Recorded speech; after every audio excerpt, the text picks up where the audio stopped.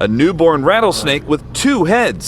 Harkabni akkam jirtu warri chaanaalii anaaf miidiyaa hordoftan har'as akkuma kanaan duraa waan addunyaa kanarratti raajiif dinqii ta'ee isin daawwachiisuudhaaf qabannee dhufneerra. Warri chaanaalii kanaaf haaraa taatan ammallee chaanaalii keenya like, subscribe, share akkasumas comment gochuudhaan nu jajjabeessaa isiniin jenna. Gara dhimma har'a isinii qabanneetti wayita dabarru bofni mataa lama ija afurii Ameerikaatti argamuu dhageessaniitu. Addunyaa kanatti waan hin dhagaamneef waan hin argamne malee waan hin uumamne hin jiru kan jennuuf waa malee miti. Butiin bofaa mataa lama qabuu fi gosa biraa hin qabne bosona bulchiinsa Ameerikaa New Jersey keessatti argame jedha odeessi nu qaqqabe. Maqaan reeptaayilii kanaa yookaan bofa kanaa afaan Ingiliffaan double deaf jedhaniin kun qorattoota naannoo qorataniin argamuusaa himameera. Bofni summii qabu kun mataa of dandee lama, ija afur akkasumas arraba qofaatti socho'an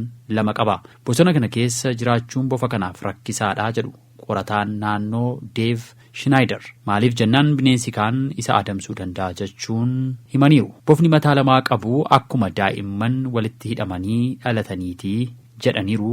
Qorattoonni bofa kana argan. Dhaabbata Herpetological Associates jedhamu irraa obbo Schneider BBCtti akka himanitti bofa gosa biraa hin qabne kana mataa lamaaf ija afurii kana kunuunsuuf bulchiinsi Ameerikaa nuuf eeyyameeraa jedhaniiru. Isaanis bofa kana fudhatanii deemanii bakka kunuunsaa fi eegumsi isaaf malutti guddisuudhaaf akka jedhan dubbatan. Tarii bofti kun yoo guddataa deemuu maal ta'uu danda'a laata kan jedhu immoo bullee laalla. Chaanaalii kana warri hordoftan ammallee odeessa kana namoota birootiif sheer gochuu hin dagatinaa. Yaada keessanis nuuf gumaachuudhaan nu jajjabeessa. Gara dhimman isiniif qabadhe lammaffaatti wayitan darbu sanyii bofaa amma waa'ee isaa isinitti himuu yoo argitan fiigichaan naannoo sanaa gadhiiftan yoo baddan isiniif wayyaa kan jedhudha.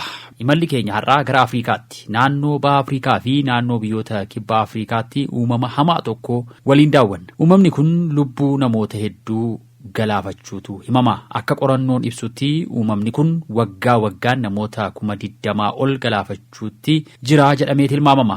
Uumamni kun Black Mamba yookaan maambaa gurraachaa jedhamee akka waamamus himameera. Bineensi kun sanyii bofaa yoo ta'u sanyiilee bofaa summii hamaa qaban keessaallee isa tokko. Namni bofa kanaan hiddame yeroo gabaabaa keessatti qaamni isaa laamsha'ee du'aa jedhama. Summiin isaa kun dawaa qabaatus dawaan isaa akkaan qaaliidha. Sababa kanaaf lammiileen Afrikaa kan harka qalleeyyii ta'an summii bofa kanaatiin dhumuutti akka jirantu himama.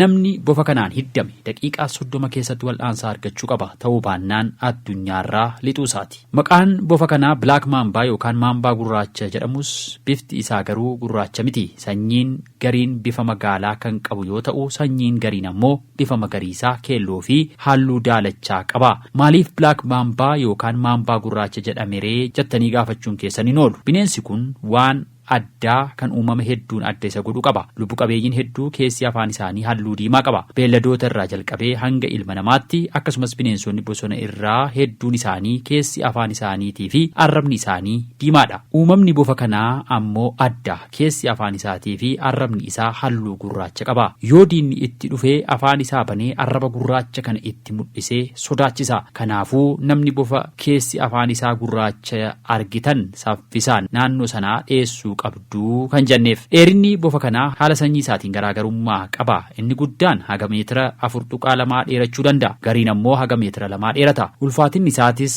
dheerummaa isaa irratti hundaa'ee garaagarummaa qaba. Avreejiidhaan garuu haga kiiloogiraama 2 ulfaata. Maambaan gurraachi sanyiiwwan bofaa kan saffisa guddaa qaban keessatti illee ramadama. Sa'a tokko keessatti kiiloomeetira 12 lo'uu danda'a. Soorata isaaf barbaachisu adamsuudhaaf immoo riphee waan gara isaa dhufu eega. Guyyaa guyyaa mukaa fi wantoota garaagaraa jalatti dhokochuun riskii isaaf dhufu eeggata. Yeroo lafti halkanaa immoo gara boollaatti lixee achi keessa rafa. Sagalee garaagaraa dhageessisuunis beekama. Bofti maambaa gurraachaa jedhamu kun. Sooranni uumama kanaa allaattii fi hoosiftoota xixiqqoodha. Yeroo garii sanyiiwwan bofaa kan biraas ni soorata. Summiin bofaa kanaa akkaan hamaadha. Summiin kun coomni lama qofti nama sana ajjeesuu danda'as jedhama. Namni bofa kanaan hiddame saffisaan dawaa argachuu qaba. Haa ta'u malee bofni kun wayita nama hidduu summiin isaa sun yeroo sanatti namatti dhaga'amuu dhabuu danda'a. Garuu osoo namatti hin beekamin summiin sun qaama namaa keessa faca'ee sirna narbii fi sirna onnee irratti miidhaa guddaa geessisa. Achis lib nama godhaa jechuudha. Rabbiin bineensa hamaa kanaa isinirraa haa qabu jenna. Egaa daawwattoota chaanaalii keenya waan addunyaa kanarra jiru hedduunsaa raajiif dinqiidha. Nutis immoo waan dhageenyeef waan argine qabannee yeroo biraattis isiniif dhiyeessina. Isin garuu nu daawwachuu hin dhiisina.